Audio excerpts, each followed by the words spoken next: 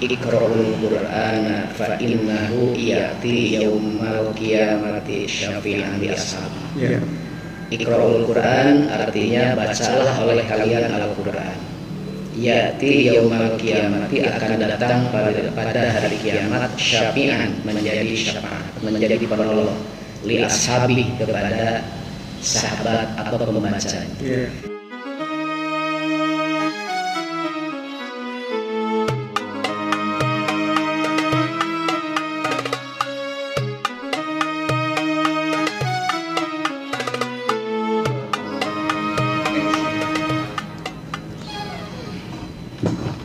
Assalamualaikum warahmatullahi wabarakatuh. Waalaikumsalam warahmatullahi wabarakatuh. Apa kabar jamaah Masjid As-Siddiq? Alhamdulillah sampai saat ini Anda diberikan kesehatan dan masih kembali menyimak acara kita Ngobrol Perkara Islam.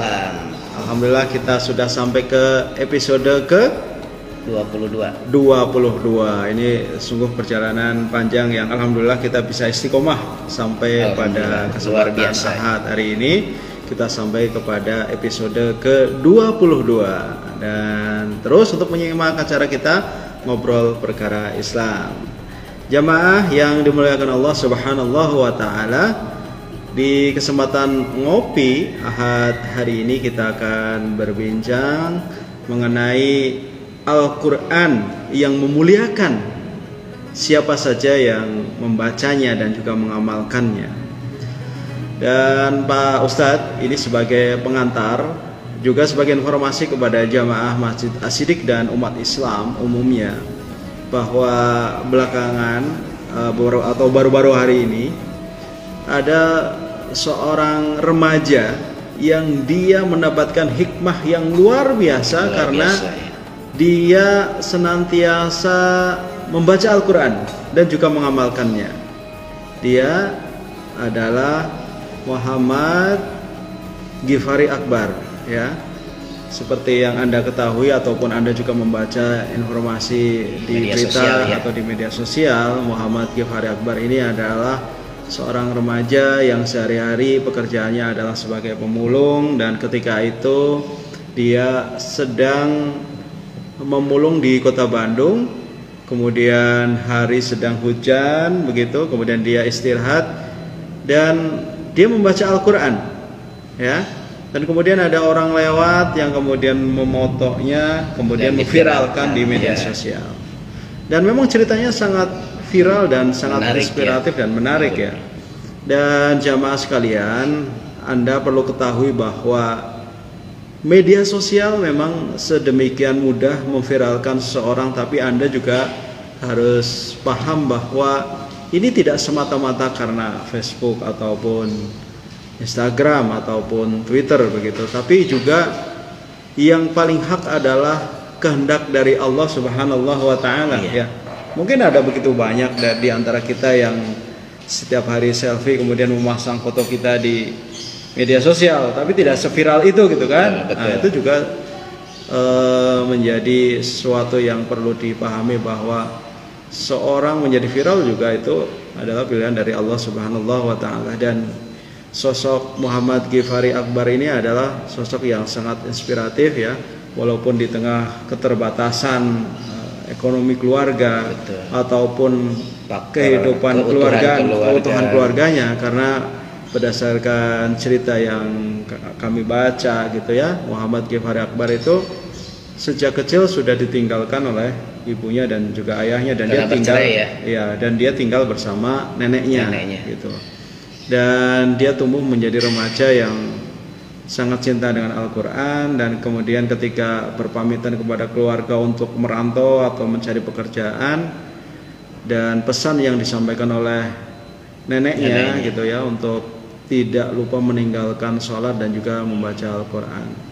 Dan yang sangat menginspirasi adalah Muhammad Ghifari Akbar ini dimanapun tempat gitu, ya, tidak memandang tempat apakah dia harus di masjid untuk membaca Al-Quran. Bahkan ketika fotonya viral, Muhammad Ghifari Akbar ini sedang di emperan toko, beristirahat setelah mencari barang rongsokan. Bahkan dia bercerita kepada pemirsa ya ketika diwawancara televisi, dia itu ketika tidak punya uang gitu ya, dan ketika perut sedang lapar, dia memilih cara membaca Al-Quran gitu sampai kenyang gitu, Masya Allah ya.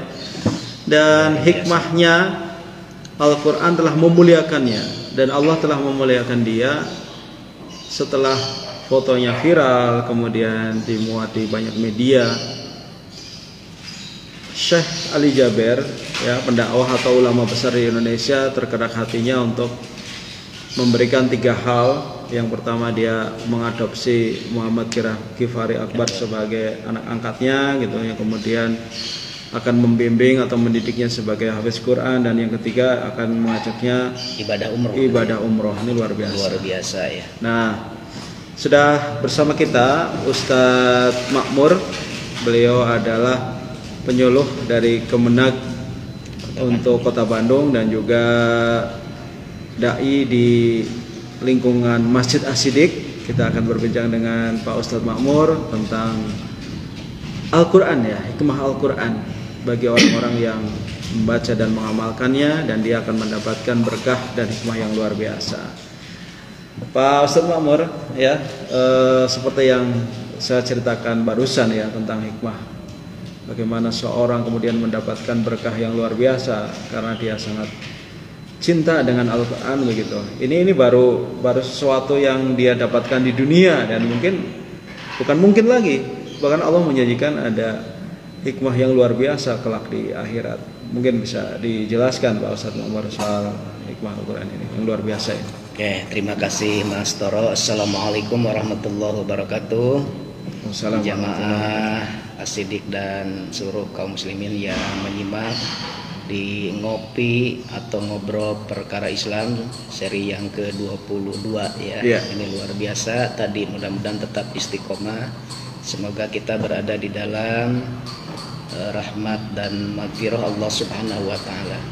Pemirsa yang dirahmati Allah Subhanahu wa taala, sebagaimana tadi yang disampaikan oleh Mas Toro, beliau pun salah seorang tokoh dan pengurus di Masjid As-Siddiq ini.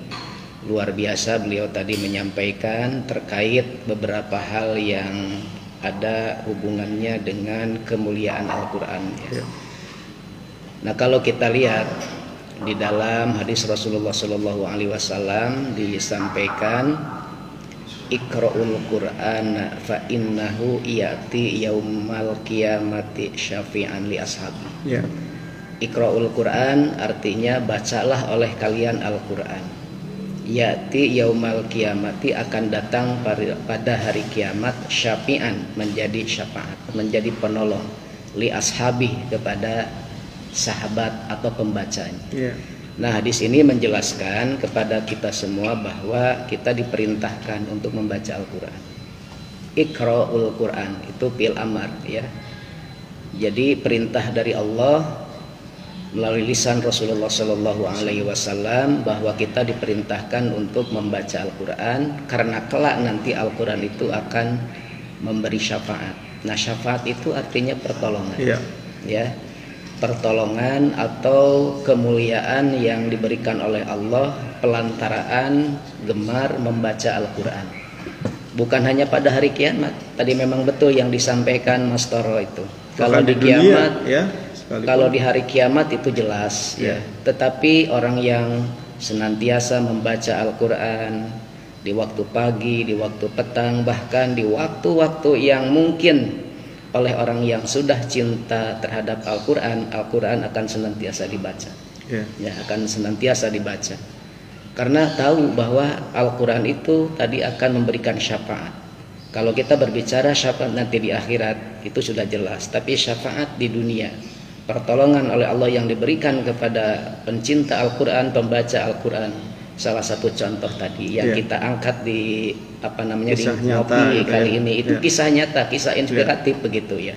Jadi orang-orang yang senantiasa bergaul, membaca Al-Quran, memahami ya, mengamalkan. Ini bisa kita lihat juga di dalam Al-Baqarah 121 kalau tidak salah. A'udzubillahi minasyaitonirrajim. alladzina yatluna kitaballah. Ya, alladzina yatluna kitaballahi. Jadi orang-orang yang membaca Al-Qur'an ya. Kemudian membacanya itu haqqa tilawati, membacanya dengan sebenar-benarnya bacaan. Ulaika yu'minuna bi, mereka itu yang telah beriman kepada Allah. Wa may yu'min billah, dan barang siapa yang beriman kepada Allah, atau ya jelas beriman kepada Al-Qur'an, tapi barang siapa yang tidak menerima akan kebenaran Al-Quran, itu termasuk orang-orang yang rugi. Nah, jadi berkaitan dengan hal ini jelas orang-orang yang membaca Al-Quran, memuliakan Al-Quran, jangankan nanti ya, di dunia pun itu sudah banyak kisah, banyak kejadian orang-orang yang senantiasa bersahabat dengan Al-Quran, akan Allah berikan kelebihan, akan diangkat derajatnya oleh Allah Subhanahu wa Ta'ala. Nah, seperti tadi Muhammad Ghifari Akbar, ya ini salah satu bukti ya dari Allah Subhanahu wa Ta'ala. Ketika Allah mengangkat derajat seseorang, walaupun mohon maaf tadi dari keterbatasan yang dialami oleh Muhammad Ghifari Akbar, kan tetapi dia selalu bersahabat dengan Al-Quran. Ya, syariatnya manusia yang memviralkan kan, tapi hakikatnya Allah pada saat itu mengangkat derajatnya. Ya, itu luar biasa ya, luar biasa, dan ini sangat sangat inspiratif, perlu kita contoh.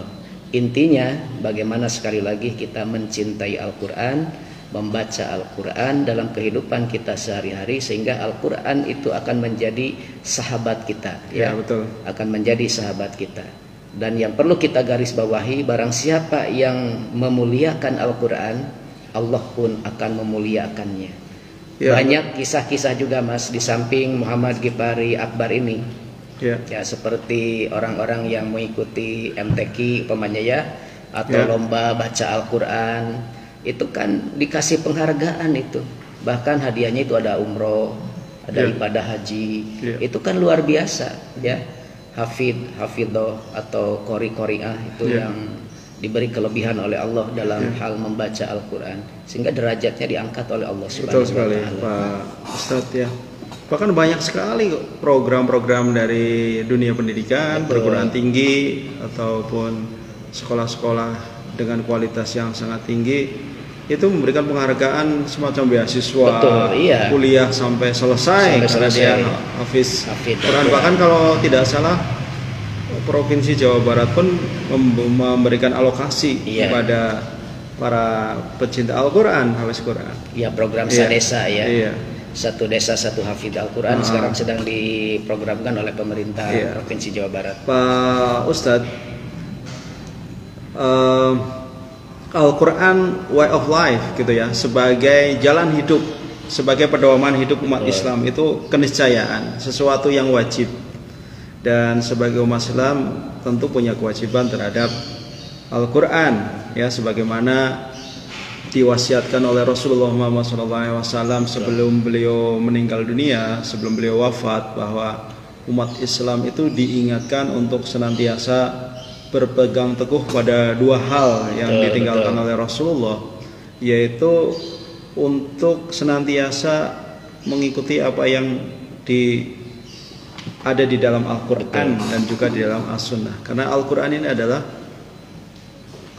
mukjizat yang paling agung ya, yang disampaikan oleh Allah Subhanahu wa Ta'ala kepada Rasulullah Muhammad SAW, dan di dalamnya itu berisi syariat atau petunjuk bagi kita supaya ya selamat di dunia maupun di akhirat begitu Pak Ustadz ya. Ya, betul sekali Mas Toro, ini terdapat di dalam hadis Rasulullah SAW yang sangat populer. Taraktu fikum amroini lang tadillu ma ing tamassaktum bihima kitaballahi wa sunnatar rasul. Aku telah tinggalkan kepadamu dua perkara ya, di mana ketika kalian berpegang teguh kepada dua perkara tersebut, kalian tidak akan tersesat. Apa dua perkara yang merupakan pusaka warisan dari Rasulullah SAW, yaitu Al-Quran dan Sunnah atau hadis Rasulullah SAW.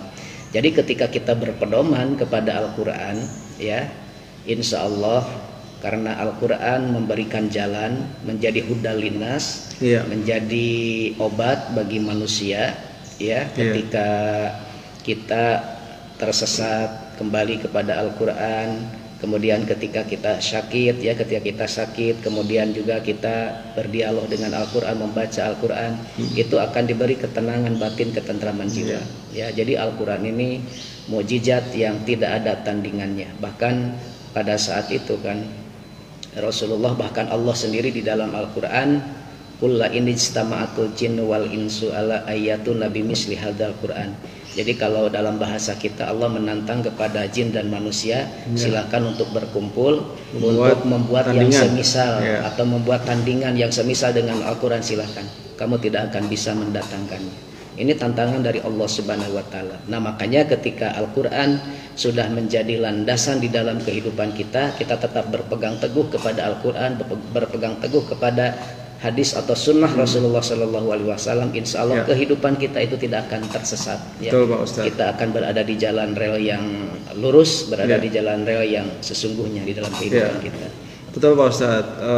Sebagaimana pesan yang disampaikan oleh Rasulullah Muhammad Sallallahu Alaihi Wasallam, supaya kita sebagai umat Islam senantiasa berpegang teguh dengan Al-Quran.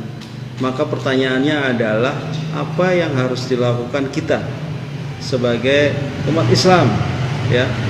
Bahkan Al-Quran ini kan menjadi salah satu dari rukun iman, ya. Iman kepada kitab. Kepada kitab. Iya, bagian dari rukun iman. Al-Quran dan kitab terdahulu, gitu kan? Al-Quran. Nah, itu kewajiban kita sebagai umat Islam apa? Karena ketika kita mengerjakan sholat, di antara ibadah-ibadah mahdoh gitu ya, dan ibadah waro mahdoh itu juga tuntunannya diantaranya ada di dalam Al-Quran. Maka sangat mustahil kita bisa mengamalkan ya kebaikan-kebaikan kita dalam kehidupan sehari-hari tanpa mengetahui apa yang ditunjukkan di dalam Al-Quran. Ya, bagaimana cara merawat, bagaimana caranya kita mengamalkan Al-Quran, menjadikan Al-Quran sebagai landasan hidup, mengamalkan Al-Quran sebagai jalan hidup, pandangan hidup kita. Ya, yang pertama tadi di Al-Baqarah 121 ya. Alladzina atainahumul kitaba yatlunahu haqqa tilawati. Yang pertama adalah membaca dengan sebaik-baik bacaan. Jadi harus belajar membacanya, membaca. Kalau misalnya makanya sekarang program-program pemberantasan buta huruf Al-Quran itu salah satu upaya supaya masyarakat terbebas dari buta huruf Al-Quran. Jadi supaya bisa membaca. Jadi mau bisa memahami makna isi kandungan yang ada di dalam Al-Quran, kalau membacanya saja sudah tidak bisa. Makanya upaya pertama untuk memahami Al-Quran itu bisa membaca. Yatlunahu haqqa tilawati. Jadi membaca dengan sebaik-baik bacaan. Makanya kalau sudah bisa tingkatkan tahsinul Qur'annya, kemudian juga tajwidnya, makharijul huruf dan lain sebagainya. Itu salah satu upaya untuk menyempurnakan bacaan-bacaan kita. Haqqa tilawati, membaca dengan sebaik-baik bacaan. Ulaika yu'minuna bi. Mereka itulah yang telah mengimani Al-Qur'an. Jadi kalau misalnya kita ya yang terlahir sudah 20, 30 atau 40 tahun begitu belum bisa membaca Al-Quran, itu tetap masih ada kesempatan untuk belajar. Masih ada kesempatan. Tidak perlu malu begitu. Tidak ada istilah kata terlambat untuk memperbaiki diri ya. Tidak ada kata terlambat untuk memperbaiki diri. Jadi tetap kita berupaya dan berikhtiar. Tidak sedikit orang yang sudah sepuh, maaf dalam tanda petik, karena kesibukan dinas, bekerja dan lain sebagainya, pada saat dia pensiun, dia mau belajar Al-Quran dalam tempo berapa bulan dia lancar membaca Al-Quran. Karena sekarang metode membaca Al-Quran juga sangat mudah, sangat banyak sekali. Gitu ya, metode-metode cara cepat membaca Al-Quran.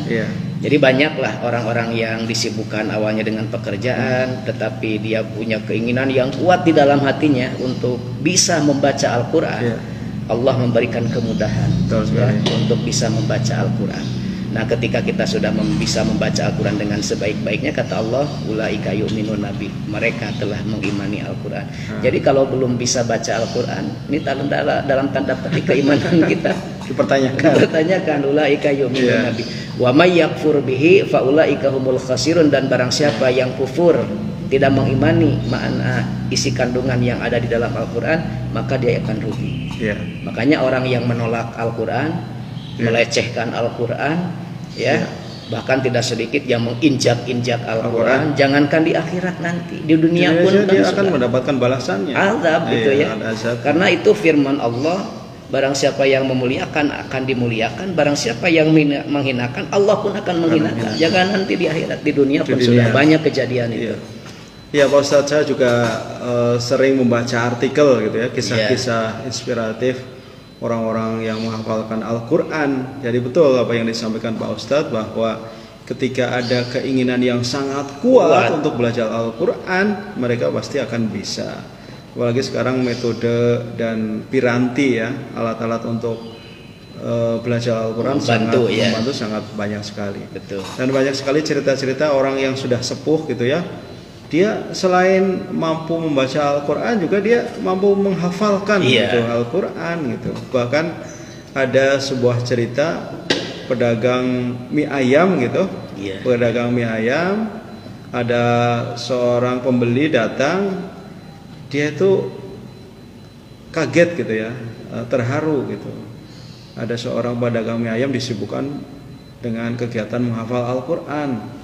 Awalnya mengira mengantuk gitu, ternyata setelah dari dekat dilihat dia sedang menghafal Al-Quran. Luar biasa. Dan setelah dikuak ceritanya, dia sudah menghafal lebih dari 20 juz gitu. Luar biasa.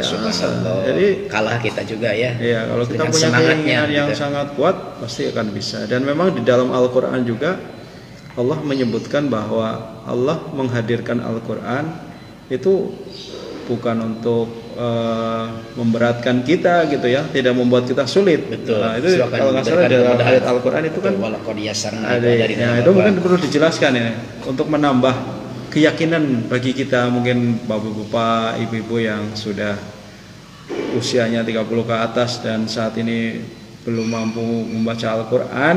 Nah, di antara ayat di dalam Al-Quran itu Allah menyebutkan bahwa mempelajari Al-Quran itu tidak sulit. Betul ya.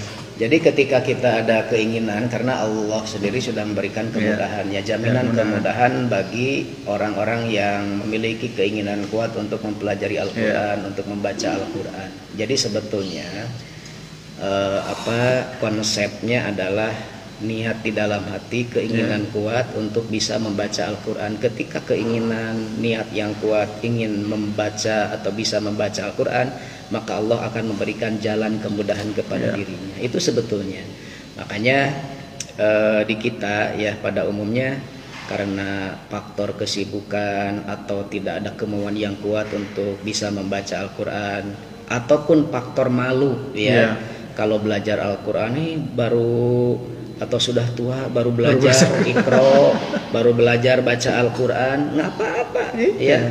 Itu husnul khatimah ya namanya. Dia akan menikmati ketika setelah dia bisa membaca Al-Quran. Ya kalau namanya proses itu pasti akan ada ujian. Ada ujian. Ya, makanya jangan malu lah, jangan malu kalau umpamanya kita belum bisa baca Al-Quran. Oke, di masjid diselenggarakan umpamanya jadwal khusus untuk belajar Al-Quran. Jadi jangan malu-malu intinya, dan ada kemauan kuat untuk bisa membaca Al-Quran.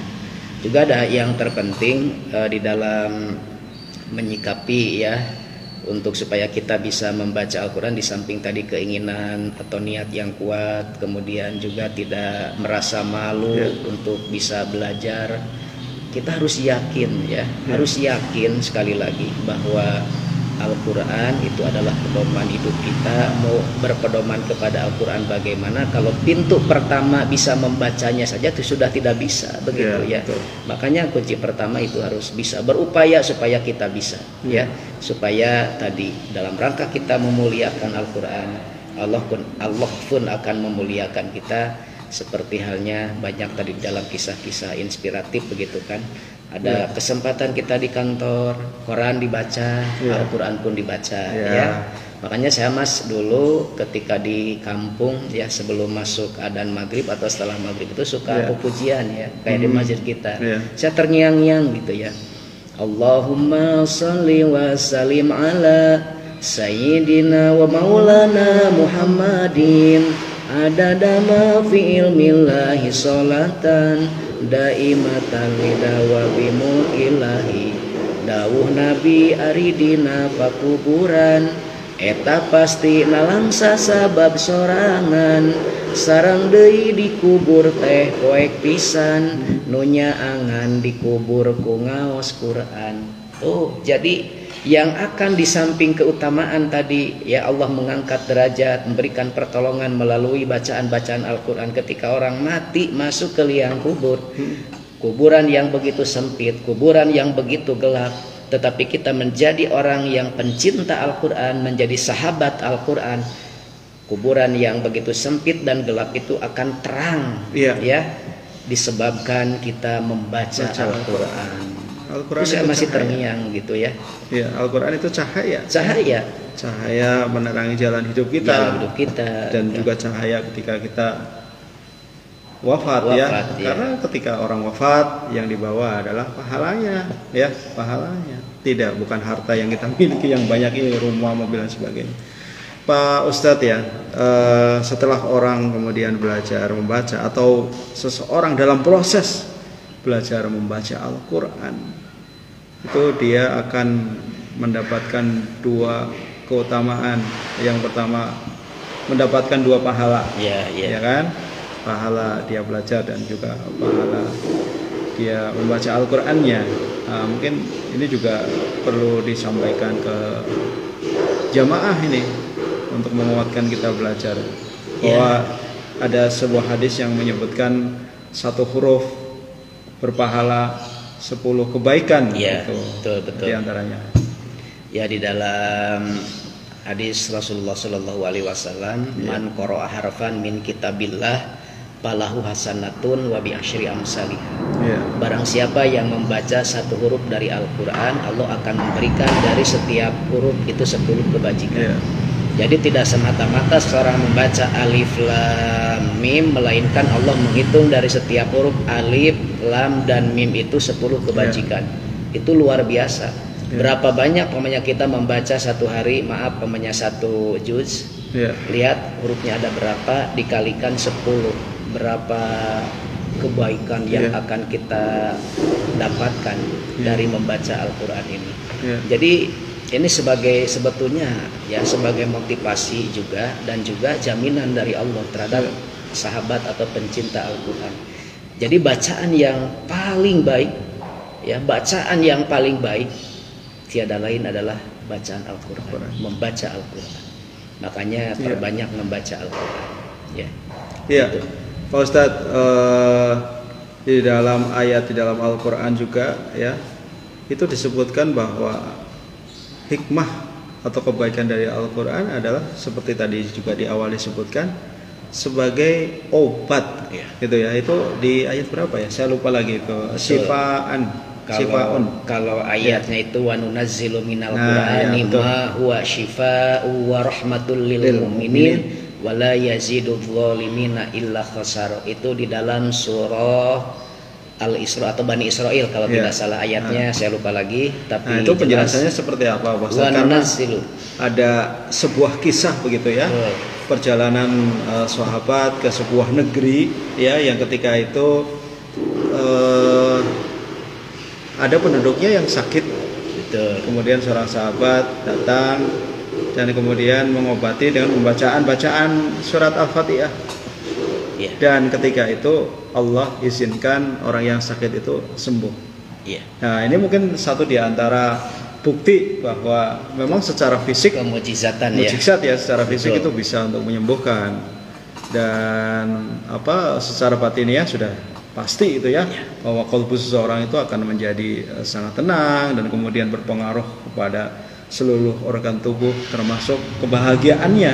Dan seorang akan merasa bahagia. Mungkin penjelasannya memang banyak di kisah-kisah ya yang inspiratif juga, seseorang yang telah menyatu hatinya dengan Al-Quran ketika dia mengobati seseorang itu Allah memberikan kesembuhan kepada orang yang diobatinya. Itu sebetulnya juga pertolongan dari Allah disebabkan dia sering dan membaca Al-Quran. Karena tadi di dalam Al-Quran wa nunazzilu minal Qur'ani, dan kami telah menurunkan Al-Quran Ma huwa syifa, di dalam Al-Qur'an itu ada obat. Ma huwa syifa'u wa rahmah.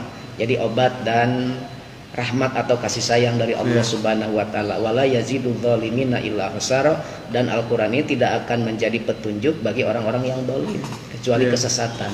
Jadi orang-orang yang beriman itu sudah pasti ya akan menjadikan Al-Qur'an itu sebagai obat. Obat seperti apa umpamanya? Dikala kita hati resah, gelisah, atau tadi kisah Muhammad Ghifari Akbar pada saat dia lapar, dia justru malah membaca Al-Quran, ya, malah dia membaca Al-Quran. Nah, disebabkan dengan membaca Al-Quran tadi, ya Allah berkuasa saja, ya, memberikan bukti kuasanya, sehingga perut yang lapar itu menjadi kenyang. Ini luar biasa. Ya, luar biasa.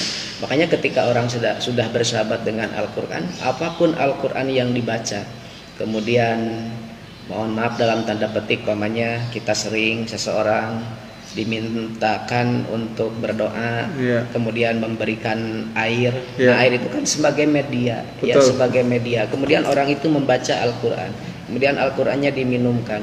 Nah, itu dengan izin Allah, dari kemujizatan Al-Quran ini orang bisa sembuh. Ya, kemudian juga pamannya ketika hati kita resah dan gelisah, kita baca Al-Quran, hati kita menjadi tenang. Ala bizikrillahi tatma'innul qulub. Bukankah dengan banyak menyebut nama Allah hati kita akan menjadi tenang? Ya, nama Allah itu kan di dalam Al-Quran banyak sekali, luar biasa banyak sekali. Makanya kita sedang berdialog dengan Al-Quran. Saya juga pernah Mas melihat di media ya, baru ngeh kalau dalam bahasa kita mah ya.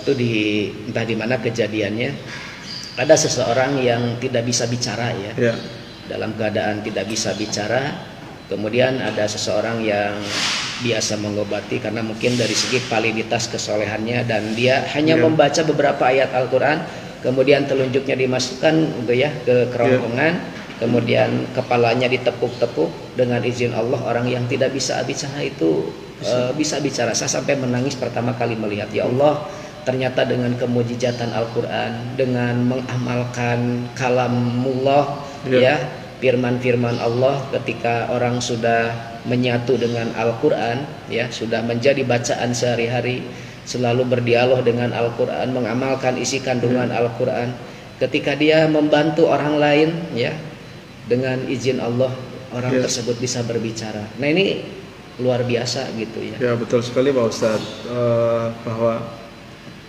ketika kita membaca Al-Quran, sesungguhnya kita sedang berdialog dengan Allah Subhanahu wa taala dan juga dengan Al-Quran. Karena semua persoalan hidup yang kita hadapi itu sudah terjawab di dalam Al-Quran. Di dalam Al-Quran, gitu. Betul. Ketika kita misalnya pada hari ini mengalami kesulitan ya, soal ekonomi atau soal wabah, dalam Al-Quran kan dikisahkan juga bagaimana Allah memperbaiki sebuah negeri gitu ya, ketika negeri itu semua orangnya beriman kepada Allah Subhanahu wa taala. Itu kan satu di antara petunjuk yang Allah berikan kepada umat manusia, umat Islam begitu. Nah, begitu. Iya, di dalam Al-Quran banyak sekali kan. Intinya kita beriman, bertakwa kepada Allah. Kita mau beriman bagaimana kalau tidak memahami Al-Quran. Kita mau bertakwa bagaimana kalau tidak memahami Al-Quran. Wa may yattaqillaha yaj'al lahu makhrajan wa yarzuqhu min haitsu la yahtasib, ya. Barang siapa yang beriman dan bertakwa kepada Allah, Allah akan memberikan jalan keluar dari kesulitan yang dihadapi, yang tidak disangka-sangka. Bahkan di dalam dan Allah akan memberikan rezeki. Dan itu diceritakan oleh Allah di dalam Al-Quran. Bagaimana kita mengetahui keyakinan itu ketika kita intinya pertebal keimanan kita, dan Allah tadi akan memberikan jalan keluar yang tidak diduga-duga. Ini tinggal kita bagaimana menyikapi hidup kita bersahabat kembali kepada Al-Quran, supaya betul-betul Al-Quran itu menjadikan imam bagi kita, menjadikan panduan bagi kita. Kita mungkin selalu membaca Al-Quran, Al-Quran itu menjadi petunjuk bagi manusia. Tapi sampai saat ini seolah-olah Al-Quran itu memberikan petunjuk kepada kita. Ada apa dengan kita? Sejauh mana dialog kita dengan Al-Quran? Sejauh mana kita memahami Al-Quran? Sejauh mana kita bisa membaca atau menafsirkan Al-Quran dan lain sebagainya? Sehingga betul-betul seolah-olah belum terasa, karena memang kita kurang. Interaksinya kurang. Interaksinya memahami Al-Quran itu sendiri. Begitu. Bisa jadi ketika hidup kita selalu diliputi dengan kegelisahan, duka, sedih, susah. Bisa jadi karena interaksi kita dengan Al-Quran sangat sedikit gitu ya. Dan cobalah kita akan merasakan gitu ya ketika kita memperbanyak interaksi dengan Al-Quran, karena sudah banyak sekali orang yang membuktikan itu gitu. Kita mengajak juga kepada jamaah sekalian untuk ayo kita selain memakmurkan masjid juga berinteraksi dengan Al-Quran gitu. Nah, mungkin di penghujung pembicaraan kita Pak Ustadz, ada beberapa hal yang mungkin bisa dirangkum, apa keutamaan atau fadilah bagi orang-orang yang bersahabat dengan Al-Quran ya, selain yang grandnya, yang utamanya adalah way of life gitu ya, bahwa itu adalah memang petunjuk bagi kita sebagai umat Islam. Oke, sebagai kesimpulan dari ngopi kali ini, dari apa yang tadi kita bicarakan, bahwa poin pentingnya adalah bagaimana kita kembali kepada Al-Quran, membaca Al-Quran, memaknai, memahami isi kandungan yang ada di dalam Al-Quran, sehingga Al-Quran betul-betul menjadi petunjuk bagi kita, menjadi way of life bagi kita. Nah, untuk keutamaan dari orang-orang yang membaca Al-Quran tadi jelas, Al-Quran akan memberikan syafaat ya. Iqra'ul Quran fa innahu ya'ti yaumal qiyamati syafi'an li ashabi. Bacalah Al-Quran karena Al-Quran itu akan memberikan syafaat bagi sahabatnya atau bagi orang yang membacanya. Makanya kita jadilah sahabat-sahabat Al-Quran, orang yang senantiasa bersahabat dengan Al-Quran. Kemudian yang selanjutnya, bahwa ketika kita sudah bersahabat dengan Al-Quran ya, Allah akan memuliakan kita. Kenapa? Karena kita pun memuliakan firman Allah.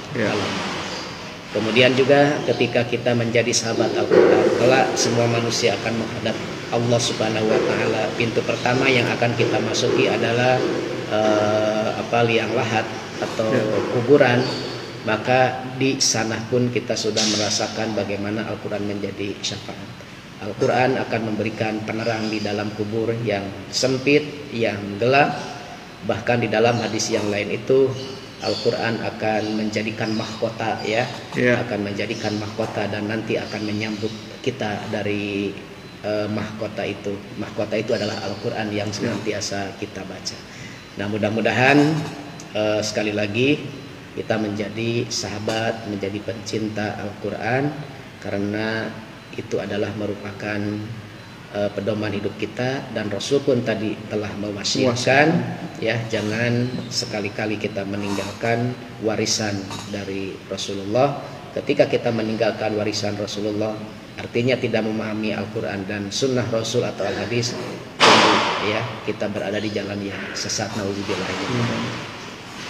Terima kasih Pak Ustadz sudah berbincang di Ngopi, Ngobrol Perkara Islam. Dan sekali lagi saya menggarisbawahi dan mengajak kepada jamaah sekalian, marilah kita bersahabat dengan Al-Quran, karena Al-Quran ini adalah cahaya petunjuk bagi hidup kita di dunia, dan kelak akan memberikan syafaat kita di yaumil kiamah. Dan Anda tidak perlu merasa malu ketika kita sudah setua ini tapi belum bisa membaca Al-Quran.